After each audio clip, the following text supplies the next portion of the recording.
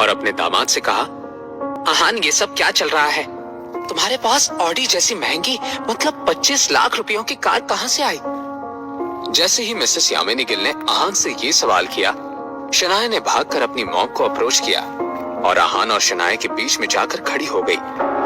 आहान ने मिसेस यामिनी गिल के सवाल का जवाब देते हुए कहा, मॉम मैंने शनाया से कहा कि मेरे लिए खरीद दे।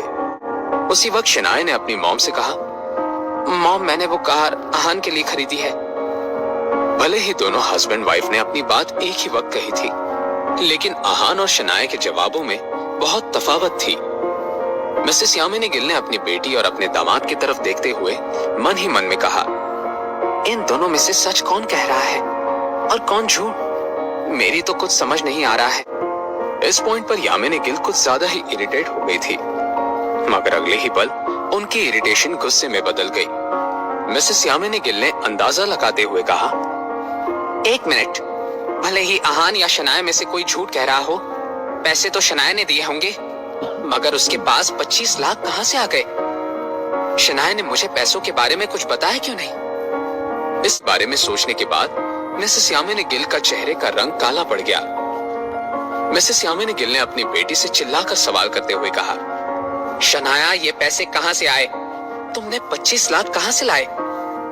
मिसेस यामिनी गिल के इतने लाउड रिएक्शन से सभी हैरान रह गए। शनाया ने अपना डर मन ही मन में छिपा लिया और मिसेस यामिनी गिल के सवाल पर बहुत ही शांति से झूठा जवाब देते हुए बोली, मॉम आहान ने ये पैसे खुद कमाए हैं। शनाया का ये जवाब सुनकर आहान उसकी तरफ देखकर अलग ही नजर से देखने लगा। इस नजर में एक तरह की नरमी थी। आहान ने अपनी वाइफ की तरफ देखते हुए मन ही मन में कहा, क्या सच में शनाया मुझे डांट खाने से बचाने के लिए अपनी मॉम से झूठ बोल रही है? उन्हें मेरी फिक्र हो रही है, लेकिन इस सब का कोई फायदा नहीं है। मॉम को इस बात पर यकीन दिलाना इतना आसान नहीं है। मिसेस यामिनी गिल ने शनाया के झूठ पर बिल्कुल भी यकीन नहीं किया था। उन्होंने अपने बेटी से कहा, शनाया क्या तुम मुझे बेवकूफ समझ रही हो? आहान एक नॉर्मल सी बैंक में काम करता है और महीने के उसे 10 से 15 हजार मिलते हैं, और वो अपनी ही बैंक में चोरी कर ले तब भी 25 लाख जमा करना मुमकिन नहीं है। जब मिसेस यामिनी गिल ने ये कहा, शनाया की बोलती बंद ही हो गई। उन्होंने आगे कहा, शनाया सच सच बताओ, क्या तुमने स्प्रिंग कॉर्पोरेशन वाले प्रोजेक्ट से कुछ पैसे निकाल कर ये कार खरीदी है? मुझे बताओ शनाया, कुछ कहो। अपनी मॉम की कही ये बात सुनकर शनाया दंग रह गई। ऐसा कैसे हो सकता है? शनाया ने भी इमोशनल होकर कहा, नहीं मॉम, ऐसा कुछ नहीं है। मॉम आप ऐसा कैसे सोच सकती हैं? आहान तो आखिरी मिनट तक मुझे ये कार खरीदने से मना कर रहा था, और मॉम को लगता है कि उसने मुझे ब्लैकमेल किया है। शनाया ने मन ही मन में कहा। मिसेस यामिनी गिल भी इस वक्त आहान के बारे में ही सोच रही थी। उन्होंने अपने आप से ही कहा, अगर शनाया फिर से झूठ बोल रही है तो अच्छा नहीं होगा। क्या वो आहान को बचा रही है? अगर मुझे पता चला कि आहान ने अपने मतलब के लिए शनाया का करियर दांव पर लगाया है तो मैं उसे छोड़ूंगी नहीं। शनाया ने अपनी मॉम की नजरों को देखकर ये बात पहचान ली थी कि वो जरूर आहान के बारे में कुछ गलत सोच रही थी और एक बार फिर से आहान के खिलाफ कोई गलत और बुरी राय कायम कर रही थी। शनाया ने एक गहरी सांस ली और अपनी मॉम को सच बताते हुए कहा, मॉम ये पैसे मुझे विकी भाई ने दिए थे। शनाया अब कुछ छिपाने के बदले आहान के अगेंस्ट कुछ बुरा नहीं सुनना चाहती थी, इसलिए उसने सब कुछ सच सच बता दिया।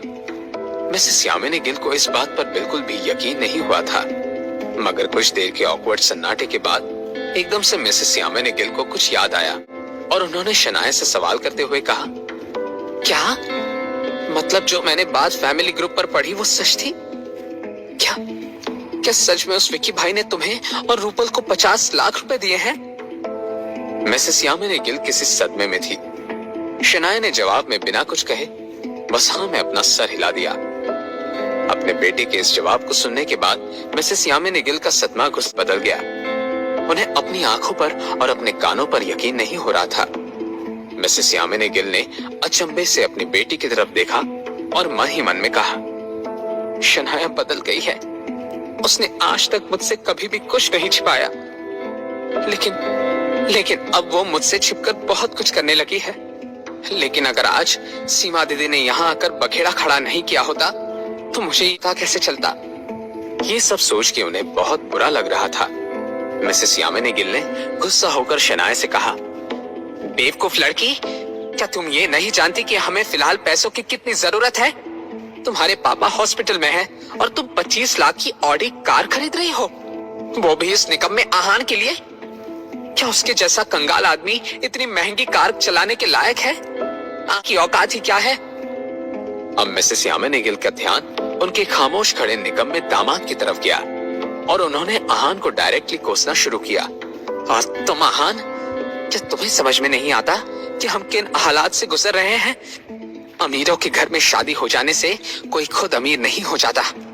मैं तुम्हें एक बात अच्छे से बता दूं, अपनी इन घटिया हरकतों से कभी बाज आ जाओ। तुम्हारे जैसे नमक हराम और निकम्मे दामाद को मैं घर से निकालने से पहले एक बार भी नहीं सोचूंगी।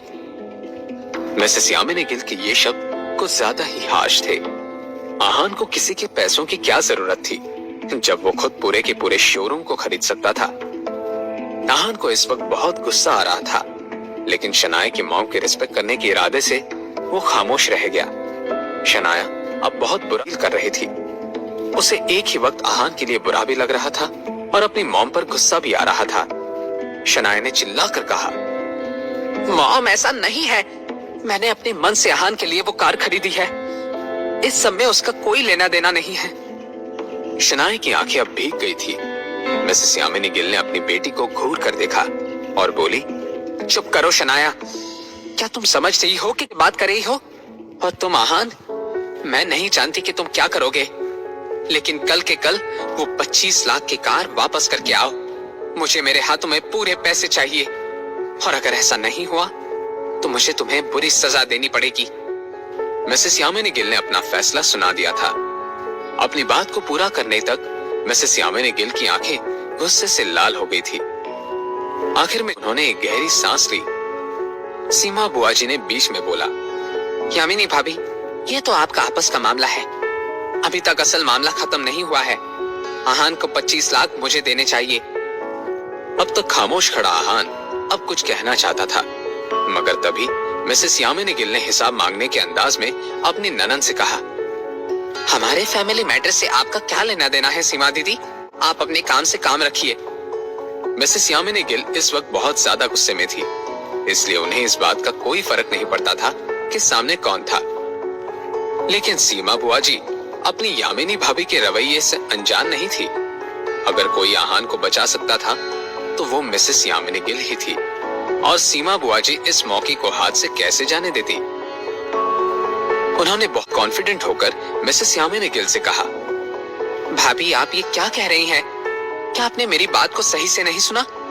आपके निकम्मे दामाद ने मेरी जान लेने की कोशिश की है, और वो बेशरम इतने पर ही नहीं रुका, उसने मेरे बेटे रतन को भी बहुत मारा। ये कहने के बाद सीमा बुआजी सोफे पर फैले हुए अपने बेटे से बोली, रतन बेटा, अपनी यामिनी मामी को दिखा दो, उनके दामाद ने कितना मारा।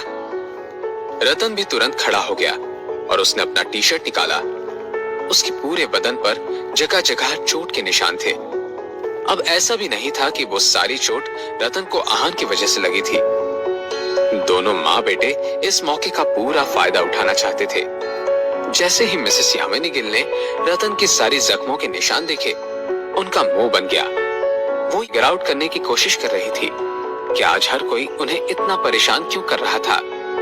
मिसेस यामिनी गिल ने फिर सीमा बुआजी से सवाल करते हुए कहा, ऐसे मामलों में मुझे मजाक करने की क्या जरूरत है? आपके दामाद ने मेरे बेटे की पिटाई की है, और यही सच है। रास्ते पर कई लोगों ने ये देखा था। क्या आप ये कह रही हैं कि मैं झूठी हूँ?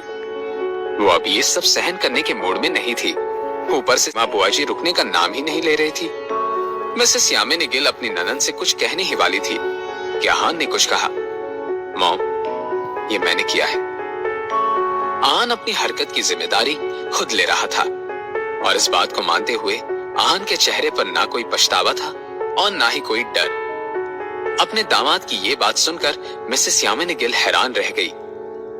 आज आहान ने उनकी जाने का इरादा पक्का किया था। वो हर एक बात को क्यों बिगाड़ रहा था? आहान की हामी को जानकर सीमा बुआ जी की जान में जान आ गई। उन्होंने अब अपनी बात पर जोर लगाते हुए कहा, सुना यामिनी भाभी, और मुझे झूठ कहने की कोई आदत नहीं है। अब इस नालायक आहान ने अपनी गलती मान ली है, तो फिर मुझे 25 लाख दे दीजिए और इस मामले को रफा दफा कर दीजिए। ये सीमा बुआ जी ने अपनी मांगे साफ कर दी थी, लेकिन मिसेस यामिनी गिल ने उनकी बातों को नजरअंदाज कर दिया था। तभी शनाया ने कहा, मॉम, रतन ने शुरुआत की थी, वो मुझे थप्पड़ मारने आ रहा था। आहान ने सब मुझे बचाने के लिए किया है। शनाया को सीमा बुआ जी पर गुस्सा आ रहा था, लेकिन मिसेस यामिनी गिल ने शनाया को और सीमा बुआ जी को नजरअंदाज कर दिया। इस पॉइंट पर उनका आहान को डांट लगाना जरूरी था। आज रतन को मारा था, कल आहान किसी और को पीट देता, और अगर ऐसा ही चलता रहा तो हर रोज मिसेस यामिनी गिल को लोगों को पैसे बांटने की खैरात करनी पड़ती। इसलिए मिसेस यामिनी गिल ने आहान से सवाल करते हुए कहा, तुम्हें हाथ उठाने की क्या जरूरत थी आहान? अब आहान क्या करेगा? क्या सच में शनाया और आहान पर सीमा बुआ जी को 25 लाख देने की नौबत आने वाली थी?